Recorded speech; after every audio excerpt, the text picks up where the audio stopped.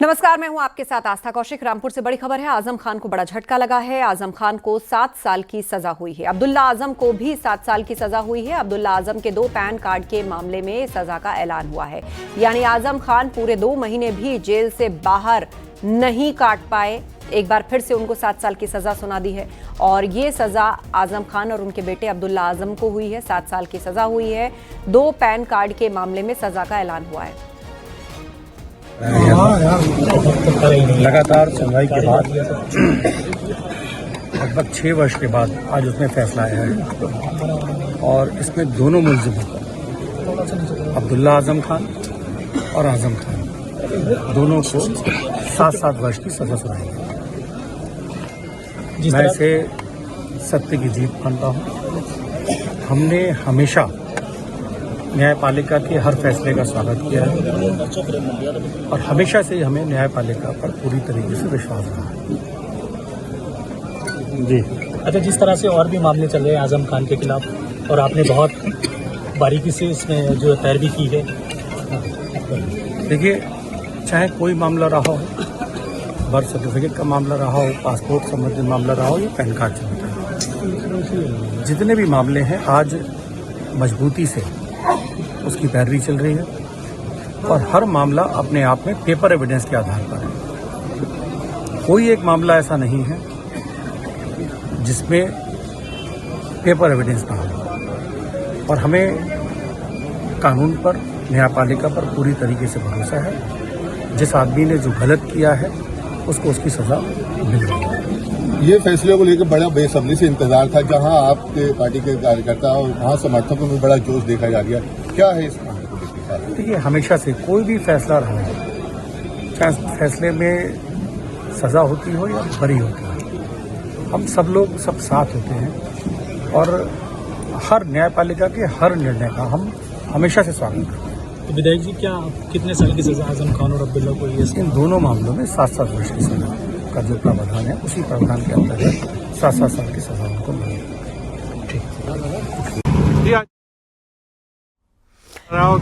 को भी 7 साल की सजा हुई है। आजम खान को भी 7 साल की सजा हुई है। 2 पैन कार्ड मामले में 2 महीने के अंदर ही आजम खान को सजा का ऐलान हो गया है। 2 पैन कार्ड जो फर्जी पैन कार्ड उन्होंने बना के उसका प्रयोग किया था, उसके खिलाफ ये मुकदमा था।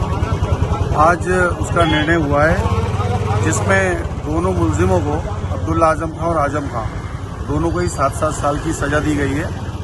धारा 467 के अंतर्गत 120B में उनको दी गई 1 वर्ष की सजा, 420 धारा में 3 वर्ष की सजा है और 468 में 3 वर्ष और 471 में 2 वर्ष।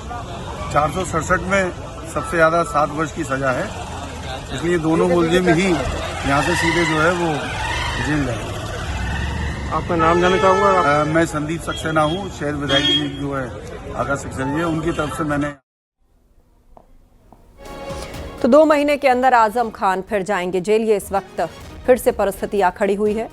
आजम खान और अब्दुल्ला आजम को झटका लगा है। 2 फर्जी पैन कार्ड बनवाए गए थे जिनका उपयोग किया गया था। उस मामले में FIR दर्ज हुई, मामला कोर्ट तक पहुंचा, इसमें सुनवाई हुई और दोनों को दोषी करार दिया गया। अब 7 साल की सजा सुनाई गई है।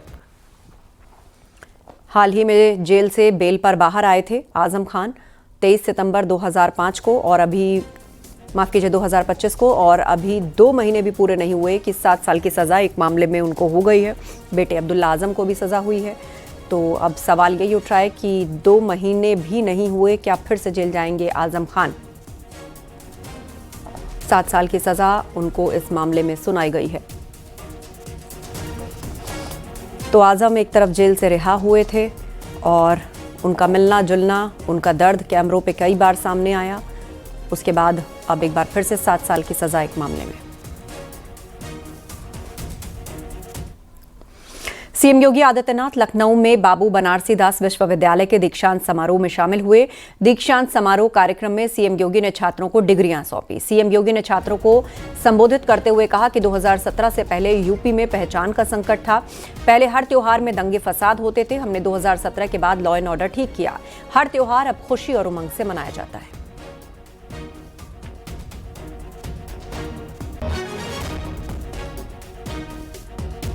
देश में कानून व्यवस्था का एक मॉडल दे दिया। कानून व्यवस्था कैसे होनी चाहिए, देश के अंदर विभिन्न राज्यों में लॉ एंड ऑर्डर की स्थिति क्या होनी चाहिए, उत्तर प्रदेश आज उसका एक मॉडल देखा जाता है कि उत्तर प्रदेश ने ये कर दिया है। ये प्रयास करने से होता है, ऐसा नहीं कि उस पर नियंत्रण हो सकता है। जहां हर तीसरे दिन दंगा होता था, 8-8.5 वर्ष से आपने देखा होगा कोई दंगा नहीं, कोई शोरगुल नहीं, पर्व और त्योहार उत्साह और उमंग के साथ मनाए जा रहे हैं और हर एक तबके के मनाए जा रहे हैं। हर एक, क्या होली हो, क्या दीपावली, क्या विजयादशमी, क्या रक्षाबंधन, क्या क्रिसमस, क्या ईद, बकरीद, सब कुछ तो सारे पर्व और त्योहार बहुत उमंग और उत्साह के साथ मनाए जा रहे हैं। आज जब कोई पूछता है या मेरे पास आते हैं लोग, मैं पूछता हूं त्योहार अच्छा हो गया ना? अच्छा हो गया। सीएम योगी आदित्यनाथ ने बाबू बनारसी दास विश्वविद्यालय के दीक्षांत समारोह में संबोधित करते हुए तकनीक के साथ साथ नैतिक विकास पर भी जोर देने की अपील की। सीएम योगी ने उदाहरण के लिए मर्सिडीज कार से गमला चोरी की घटना सुनाई। सीएम योगी ने क्या कहा, आपको सुनवाते हैं। हम लोगों ने एक G20 रोड बनाया, उसकी सजावट की और सजावट करके वहां अच्छे गमले लगाए, सीसीटीवी कैमरे लगाए। मैंने एक दिन देख रहा था, मैं कुछ गमले गायब हो गए थे, तो मैंने देखा मर्सिडीज से आकर के गमला लेकर के जा रहे हैं। अब आप सोचो मर्सिडीज गाड़ी की कीमत क्या है और एक गमले की कीमत क्या होगी, लेकिन वो जल्दी जल्दी भरे जा रहा है। हमने कहा देखो पकड़ेंगे तो भी बेइज्जती है, पूरी सिटी की बेइज्जती होती है, और कार्रवाई न करें तो भी एक अच्छा कार्य जो किया गया है प्रशासन के द्वारा या व्यवस्था के द्वारा, वह भी भंग हो रहा है। तो हमने कहा उनको बुला करके केवल फुटेज दिखा दो कि देखो भाई कुछ गमले हमारे गायब हुए हैं, सीसीटीवी फुटेज में आपकी गाड़ी आ रही है, आपका फोटो आ रहा है, भाई इतना बोल करके छोड़ देना। ये स्थितियां हैं और इसीलिए मैं आप सबसे कहूंगा संस्थान हमें टेक्नोलॉजी के साथ भी जोड़े, लेकिन साथ साथ उन संस्कारों के साथ भी जोड़े जिसपे एक मजबूत इमारत का निर्माण हमें विकसित भारत के रूप में करना है। मुख्यमंत्री योगी आदित्यनाथ कल अयोध्या पहुंच रहे हैं। 25 नवंबर को प्रधानमंत्री के आगमन को लेकर मुख्यमंत्री योगी आदित्यनाथ तैयारी का जायजा लेंगे। पीएम किस स्थान पर उतरेंगे, कहां से बाय रोड मंदिर परिषद में जाएंगे, तमाम बिंदुओं पर बारीकी से जायजा लेने के साथ साथ स्थलीय निरीक्षण भी करेंगे। सीएम योगी आदित्यनाथ राम मंदिर परिसर में हाईटेक बैठक भी करेंगे, जिसमें आने वाले मेहमानों की सुविधा के साथ वीआईपी और वीआईपी मेहमानों के अलावा पीएम के आगमन, राम मंदिर के ध्वजारोहण कार्यक्रम को लेकर समीक्षा बैठक करेंगे। नगर के दोनों तरफ बैरिकेड लगाए जा रहे हैं, तो उसके साथ ही जगह जगह सड़कों को सजाया जाना अभी से शुरू हो गया है। राम मंदिर के ध्वजारोहण का कार्यक्रम अयोध्या में होगा। सीएम योगी का अयोध्या दौरा कल पीएम मोदी के दौरे की तैयारी का वो जायजा लेंगे।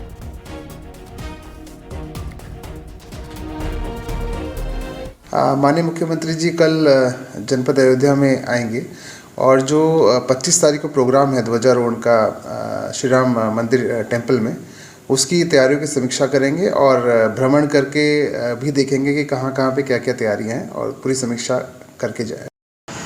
राम मंदिर के ध्वजारोहण कार्यक्रम को लेकर के अब युद्ध स्तर पर तैयारियां शुरू कर दी गई हैं। देश के प्रधानमंत्री 25 नवंबर को राम मंदिर की पूर्णता का संदेश राम मंदिर परिसर से पूरे विश्व को देंगे। ऐसे में कल मुख्यमंत्री योगी आदित्यनाथ चल रही तैयारियों का जायजा लेने के लिए पहुंचेंगे, जहां राम मंदिर परिसर में तमाम जो बड़ी बैठक है जिसमें सुरक्षा को लेकर के और इस कार्यक्रम के निमित्त तो बैठक करेंगे, जिसमें सुरक्षा के वरिष्ठ अधिकारी मौजूद रहेंगे, राम मंदिर ट्रस्ट के पदाधिकारी मौजूद रहेंगे। इसके अलावा स्थलीय निरीक्षण भी मुख्यमंत्री योगी आदित्यनाथ करेंगे।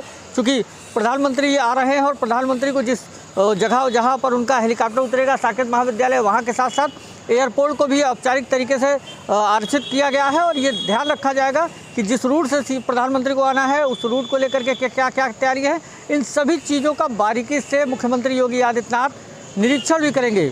कल मुख्यमंत्री का अयोध्या दौरा है, जिसको लेकर के अब ग्राउंड जीरो पर अधिकारी पहुंच गए हैं और लगातार प्रधानमंत्री के आगमन को लेकर जो तैयारियां चल रही हैं उसे फाइनल टच दिया जा रहा है। सहयोगी सर्वेश के साथ निमित गोस्वामी, न्यूज़ 18 अयोध्या।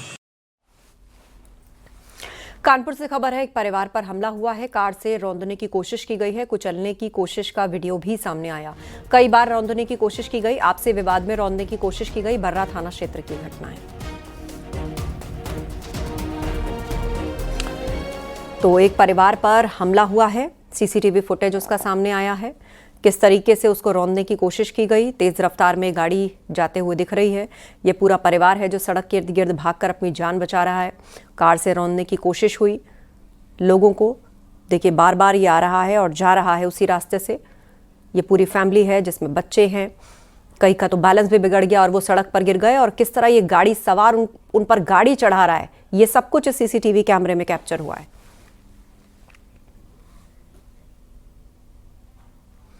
बिहार में रिजल्ट आने के बाद अब 2027 में यूपी में चुनाव होना है। समाजवादी पार्टी के प्रवक्ता उदयवीर सिंह ने एआईएमआईएम के यूपी में भूमिका पर कहा, सभी दल अपना सबक ले रहे हैं और सबको इस बात का अधिकार है कि इस विषय पर वो खुलकर सोचें, लेकिन आखिर में जनता को ही सब तय करना है। चुनाव के बाद परिणाम आते हैं तो तरह तरह के समीकरण बनाए जाते हैं। हर दल विचार करता है। हर चुनाव नया होता है। हर बार समीकरण कुछ अलग होता है। इस चुनाव से भी हर दल को अपने अपने लिए सबक लेना और आगे की रणनीति बनाने का अधिकार है। और वो लोग जो जिस दल में है वो अपने लिए बना रहा है। इसमें कोई आपत्तिजनक बात नहीं है। बनाए वो लोग, आगे जनता तय करेगी क्या चीज सरवाइव करने लायक है क्या नहीं है। बलिया के ददरी मेला के भारतेंदु मंच पर आयोजित भोजपुरी नाइट्स में बीजेपी नेता और भोजपुरी एक्टर दिनेश लाल निरहुआ, अभिनेत्री आम्रपाली ने जमकर धमाल मचाया। स्टेज पर निरहुआ के भोजपुरी गीत सुनते ही हजारों की भीड़ झूमने लगी। कार्यक्रम के बाद मीडिया से बातचीत में निरहुआ ने खेसारी लाल के हार पर कहा, जीत और हार लगी रहती है लेकिन हमें जनता की सेवा करते रहना चाहिए। वहीं खेसारी लाल को लेकर कहा कि उन्हें छपरा नहीं छोड़ना चाहिए।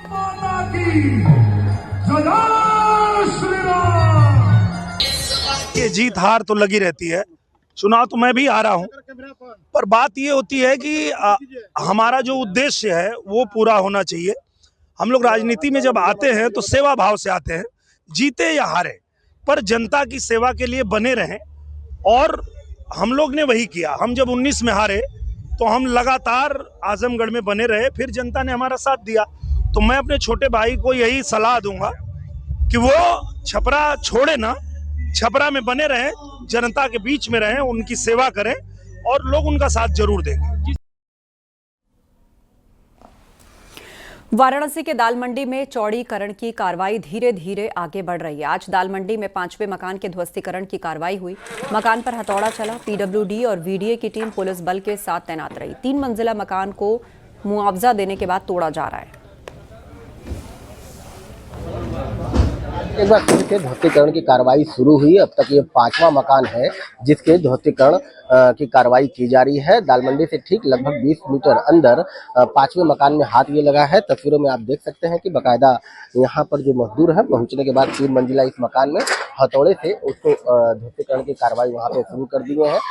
अब तक ये 5वां मकान है जिसका मुआवजा देने के बाद जो जिला प्रशासन है उन्होंने ध्वस्तीकरण की कार्रवाई शुरू की है। दालमंडी चौड़ीकरण की योजना के लिए लगातार जो जिला प्रशासन है वो कार्रवाई कर रहा है और जैसे जैसे मकानों की रजिस्ट्री होते जा रही है वैसे वैसे ध्वस्तीकरण की कार्रवाई बढ़ रही है। इस मौके पर जो पुलिस बल है वो पूरी तरह से आप देख सकते हैं तस्वीरों में कि तैनात है और इसके साथ ही जो आसपास की जो दुकानें हैं उसको एहतियातन बंद करवा दिया गया है ताकि किसी प्रकार का कोई हादसा न हो। तो लगातार जो कार्रवाई है वो शुरू ही है। यह 3 मंजिला मकान के टूटने के बाद आगे की जो कार्रवाई है वो शुरू हो जाएगी और मकानों के ध्वस्तीकरण की जो संख्या है उसको बढ़ाने की जो तेजी है वो जिला प्रशासन लगातार करता आ रहा है और यही कारण है कि जैसे ही मुआवजा दिया जा रहा है वैसे ही ध्वस्तीकरण की कार्रवाई शुरू कर दी जा रही है।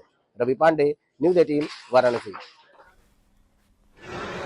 तो 3 मंजिला मकान तोड़ा जा रहा है। ध्वस्तीकरण की कार्रवाई चल रही है। आपको तस्वीरें दिखा रहे हैं। प्रशासन वहां पहुंचा हुआ है, उसके लिए नपाई हो रही है। पुलिस सुरक्षा में मुस्तैद है। दाल मंडी में चौड़ीकरण का काम चल रहा है। ऐसे में बहुत से मकान दुकानों को चिन्हित किया गया है। आज गिराया जा रहा है 5वां मकान। सड़क को चौड़ा किया जाना है और इसीलिए प्रशासन ने अब इस जगह को मुआवजा देकर इन सभी से ले लिया है और ये ध्वस्तीकरण की कार्रवाई चल रही है। ये 5वां मकान है। दालमंडी में ताबड़तोड़ एक्शन जारी है। यहाँ की सड़क को चौड़ा किया जा रहा है और उसी सिलसिले में ये कार्रवाई हो रही है। तो आप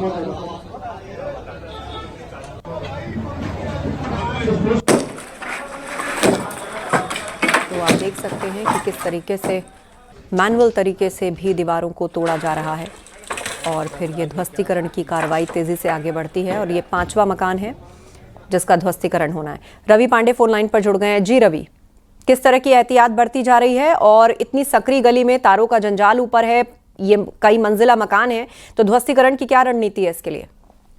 देखिए 3 मंजिला ये मकान है और जैसे जैसे मुआवजा का प्रक्रिया पूरा हो वैसे वैसे कार्रवाई जारी है।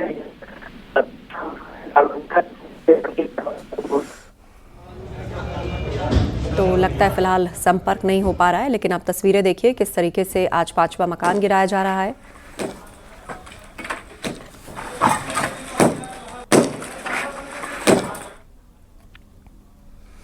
और बलिया सरदार वल्लभ भाई पटेल की 150वीं जयंती पर 7 किलोमीटर की पदयात्रा निकाली गई। इस पदयात्रा में हजारों की संख्या में लोग शामिल हुए। पदयात्रा में बांसडीह से बीजेपी विधायक केतकी सिंह भी शामिल हुई।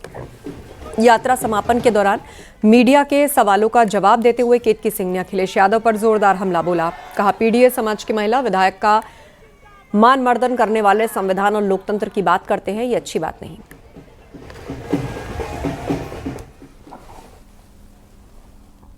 एक संविधान तो एक पिछड़ी हमारी एक पिछड़ी समाज की जो पीडीए समाज की हमारी विधायक थी, उनके दल की थी, तो कितना वो अपने पार्टी में लोकतंत्र को जीवित रखे हैं ये हमने पिछली विधानसभा में देखा। इकबाल समाज की विधायक का जिस तरह एक महिला का मान मर्दन पूरी समाजवादी पार्टी ने किया है वो हम लोगों ने देख लिया। अभी एक बहन खुद की अपनी सगी बहन का जो बिहार में महागठबंधन वालों ने किया है वो हम लोगों ने देख लिया। तो उनसे हम संविधान की बातें, लोकतंत्र की बातें, अब सूप हंसे तो हंसे, छलनियों हंसे जे में 75 गो छेद, वो तो बर्दाश्त भैया ना। बंगलुरु में कार्यक्रम में अखिलेश यादव ने कहा कि यूपी के बारे में मैं कह सकता हूं, जो पार्लियामेंट जीतता है वही असेंबली जीतता है। सुनिए अखिलेश यादव ने क्या कहा। हर चुनाव अलग होता है। अगर हम कर्नाटक का देखें तो जब असेंबली इलेक्शन हुआ तो कांग्रेस नंबर 1 थी, लेकिन जब पार्लियामेंट इलेक्शन हुआ तो रिजल्ट दूसरी तरह का था। यूपी में अगर हम देखें तो जो पार्लियामेंट का इलेक्शन था वो दूसरा था। तो मैं ये कहना चाहता हूं कि हर रिजल्ट अलग होता है। इलेक्शन अगर असेंबली का है तो अलग रिजल्ट आएगा, पार्लियामेंट का है तो अलग रिजल्ट आएगा। लेकिन यूपी के बारे में मैं कह सकता हूं कि जो पार्लियामेंट जीतता है वही असेंबली जीतता है। ये पिछले कई सालों का रिकॉर्ड है। और जहां तक रीजनल पार्टीज की परफॉर्मेंस की बात, मैं दूसरे दल के बारे में नहीं कहूंगा, लेकिन मैं अपनी पार्टी के बारे में कहूंगा। समाजवादी पार्टी ने अभी तक का सबसे अच्छा परफॉर्मेंस दिया, और वहां पर दिया जहां पर सरकार कहती थी उनके डबल इंजन है।